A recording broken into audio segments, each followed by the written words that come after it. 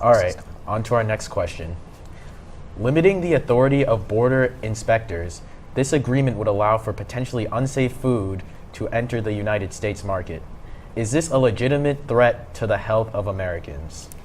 I agree that yes, by reducing trade barriers, it does threaten the safety of the American people. However, this question sort of really underestimates the power of U.S. consumers.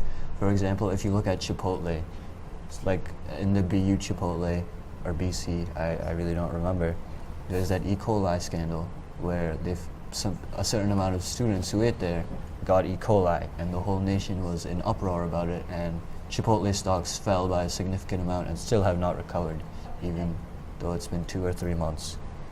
So if a country does decide to pursue the business risk of sending potentially unsafe foods to the United States, they will definitely face the wrath of the U.S. consumers. And the U.S. consumers do have a significant power base.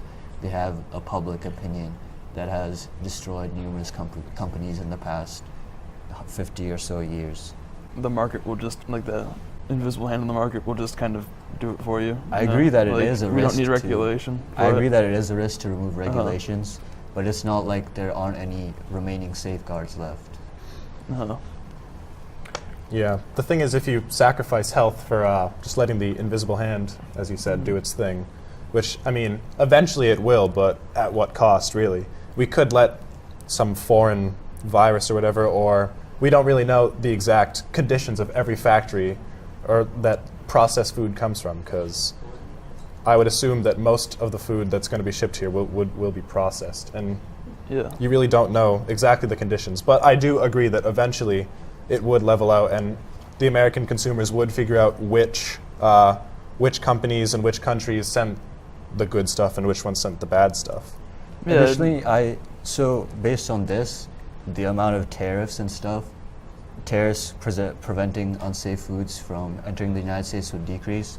But I feel that with the reduction of those, there would be an increase in private companies started by Americans that sort of identify which goods and services are not safe for Americans, and they would also sort of kind of like the Better Business Bureau, but on an international scale, but funded by private investors. Yeah, but how responsive are Americans to like this sort of thing? Because we've seen like numerous like exposés on like McDonald's and how that's bad for you, yet it's super popular here. Like, that's a very good point. Like, isn't McDonald's a legitimate threat to the health of Americans? I feel like unsafe food, that means spoiled or damaged foods. Yeah, McDonald's is pretty unhealthy, but a lot of people go there for socioeconomic reasons. It's not necessarily about the food. I wouldn't, going back to Greg's point, I don't really liken this situation to McDonald's food being bad for you. We're talking about two instances in which food is bad for you, two different instances. We're talking about spoiled food that could potentially harbor bacteria that's actually harmful, that's harmful to your body, and your immune system can actually get you sick, versus eating fast food, which isn't inherently bad for you in the sense that you can't become sick from an organism that lives in it, or per se, and it's not inherently or so obviously dangerous. It's two different situations. Certainly, with Chipotle as well, is an interesting example for you to bring up, Rohan. Quite a few people, Americans that I've seen interviews done based on this topic, have actually said that they still will go to eat at Chipotle, simply based on the fact that it's such a popular restaurant. It's socially regarded as very very popular, and it's socially regarded as having very good food. So a lot of people, if we're talking about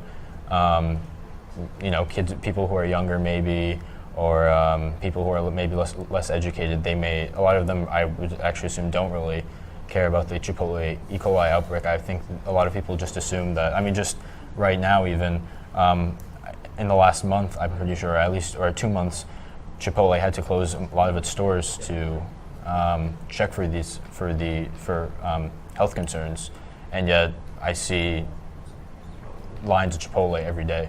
Even days like very close to the day, even days close to when they had to do these closings to check for to do health inspections. That's true. I think that to just like bring back to like the McDonald's metaphor there is that like if you have a certain other benefits like socioeconomic benefits to eating there, like if this food was brought in, this is foreign food here that maybe was potentially unsafe in some way, shape or form, but it was still was beneficial in other ways. Like maybe it was cheap, maybe it had like a nice marketing campaign that McDonald's throws millions of dollars into their marketing, and then that might outweigh it. Like we know the facts about Chipotle or McDonald's, but people still go there. So is there any like we could draw a comparison to something like this could happen? Yeah, I agree that people still go there, but its prominence, like during its inception and its fame in the 90s, had definitely gone down.